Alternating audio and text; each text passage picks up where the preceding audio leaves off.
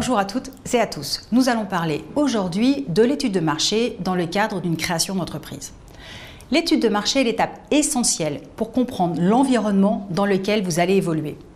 Vous avez déjà analysé le marché global du secteur d'activité de votre entreprise. Nous nous concentrons maintenant sur le marché de votre entreprise, les futurs clients et les futurs concurrents de votre offre. L'objectif est donc de comprendre le potentiel du marché pour votre offre. L'étude de marché se compose en 4 étapes. Première étape, segmenter le client. La première erreur est de vouloir toucher tout le monde.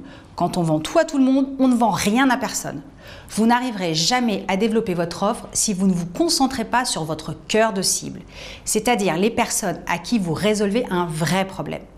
Pour définir votre cœur de cible, vous pouvez choisir un critère socio-démographique, l'âge, la profession par exemple, un critère psychographique, le mode de vie, les opinions, la fonction dans l'entreprise, et enfin un critère comportemental.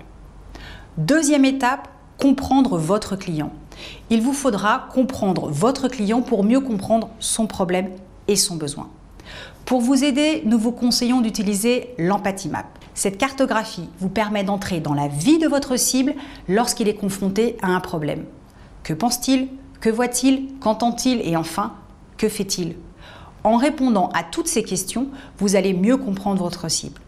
Pour compléter cet outil, vous devez impérativement confronter vos hypothèses au terrain en réalisant des interviews avec vos cibles. Troisième étape, connaître vos concurrents.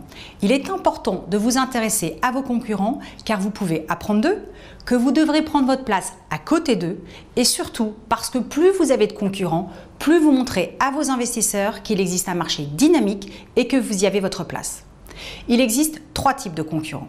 Le concurrent direct qui propose la même offre que vous.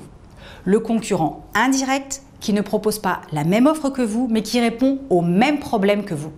Par exemple, si vous êtes fleuriste, vous pouvez être en concurrence avec le chocolatier en face de chez vous car ce sont 2 cadeaux souvent offerts lorsque nous allons chez des amis.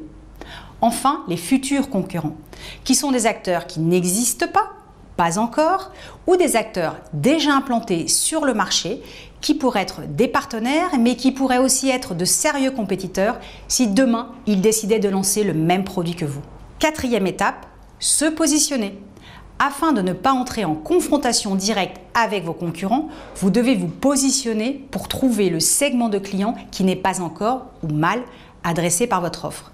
Ainsi, vous pourrez toucher un cœur de cible fort pour asseoir votre entreprise et penser ensuite au développement. N'oubliez pas, vous devez réaliser votre étude de marché avant de vous lancer. Cela va vous permettre de comprendre vos concurrents et donc de vous positionner à côté d'eux et de comprendre vos clients pour leur proposer l'offre de leurs rêves. L'objectif final étant bien sûr de bien vendre. Retrouvez toutes ces informations et bien d'autres sur le site businessbuilder.cci.fr.